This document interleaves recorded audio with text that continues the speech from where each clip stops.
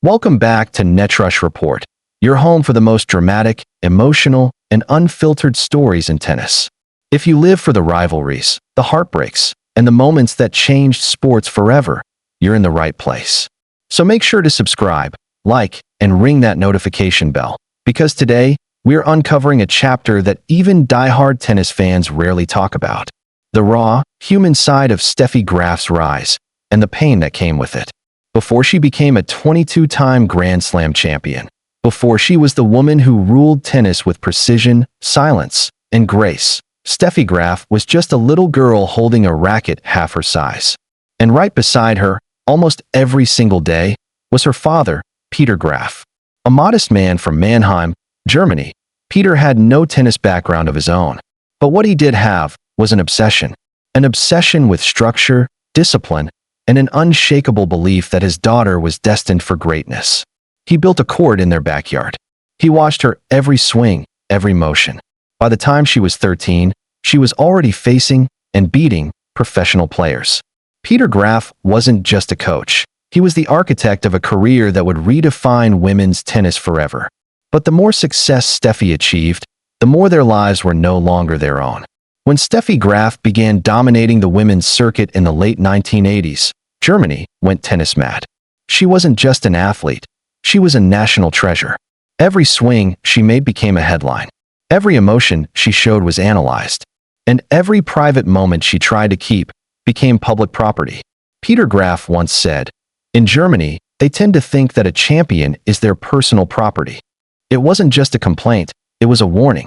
Because for years, Steffi couldn't even go outside without being followed. Journalists hounded her, photographers hid in bushes, and gossip tabloids spun false stories about her family. And through all this, Peter, the protective father, built walls around his daughter's life. He controlled her training, her finances, her interviews, everything. To him, it wasn't about fame. It was survival. Wimbledon, 1991. One of the most iconic matches of Steffi Graf's career, and one of the most nerve-wracking nights for her father. Facing Argentina's Gabriela Sabatini, Graf fought through exhaustion and immense pressure. After losing the second set, she nearly broke down. But somehow, she clawed her way back to win 6-4, 3-6, 8-6 in a battle that lasted over 2 hours. While the world celebrated her comeback, Peter Graf's reaction was very different. He didn't stay for the after-parties or the press events. He quietly slipped away to a small bar near the All England Club to decompress. And that's where fate brought him face to face with journalist Gautam Bhattacharya, who would later recall this as one of the most revealing interviews of his career. Peter Graf wasn't known for talking to the press, especially not in English. But that night, something was different. He was tired, raw, honest. Bhattacharya started the conversation lightly, saying he hadn't expected Graf's father to be so pleasant. Peter smiled, then paused. And what he said next would define his relationship with the German press forever. "They are so jealous, so vindictive." He went on to explain how he believed German journalists had crossed every boundary of decency, writing unnecessary and harmful things about Steffi and even Boris Becker. He said they couldn't handle success, that when someone from Germany became a global icon, the press turned them into targets instead of heroes. And it wasn't just about fame, it was personal. They had dug into their finances, their relationships, even their home life. Peter Graf told Bhattacharya that he and Steffi had made a choice. To withdraw, to become more private, to trust no one. And that's exactly what they did. Steffi Graf became one of the most private athletes of her generation, quiet, distant, emotionally guarded. A woman who let her tennis speak, and nothing else. But even privacy couldn't protect them forever. In 1990, the German tax authorities launched an investigation into Peter Graf. They accused him of hiding millions of Deutsche Marks from Steffi's prize money and endorsements in offshore accounts. It was a national scandal. The same media Peter had once accused of being jealous and vindictive now smelled blood. Headlines screamed, "Steffi's father a criminal?" They plastered her face next to his on front pages, implying her complicity, even when she had no part in it. The truth? Steffi Graf had trusted her father completely with her finances. He managed everything, and she focused only on tennis.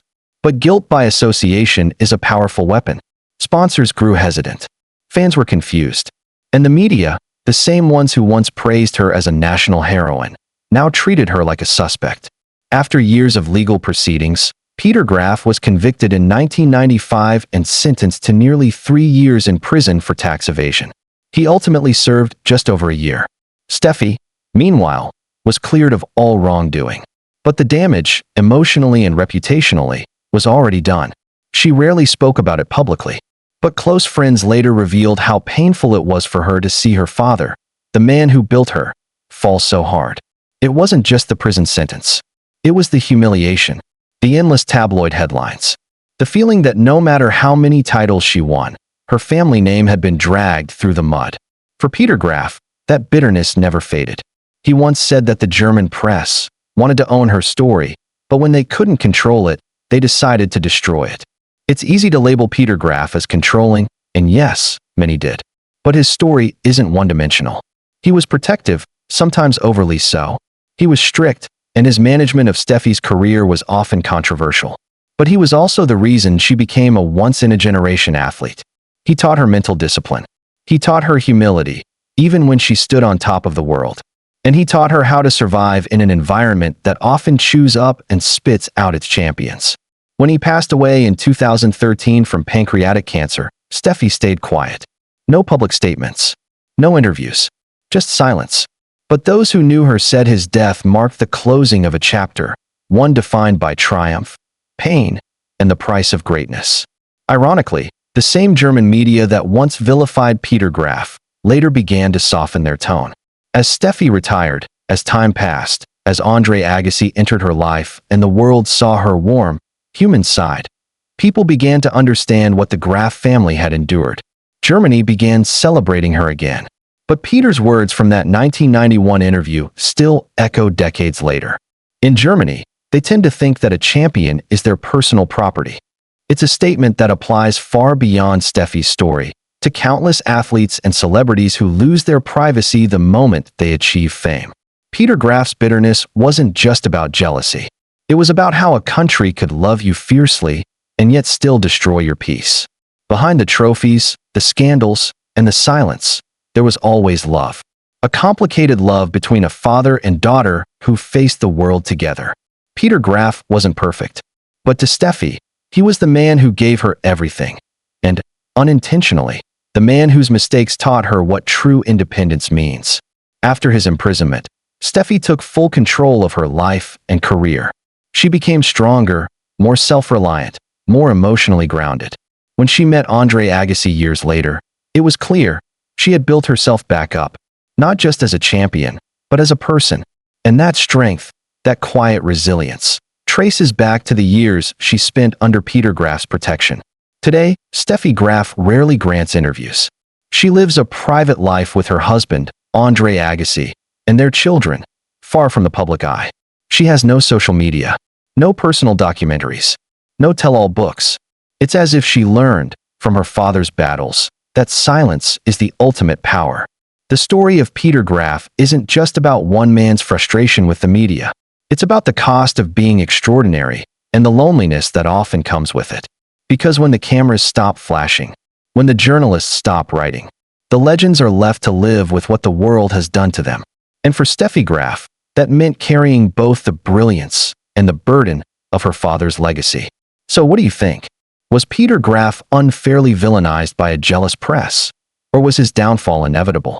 His words, they are so jealous, so vindictive, still cut deep today, serving as a reminder of how fragile the line is between admiration and obsession.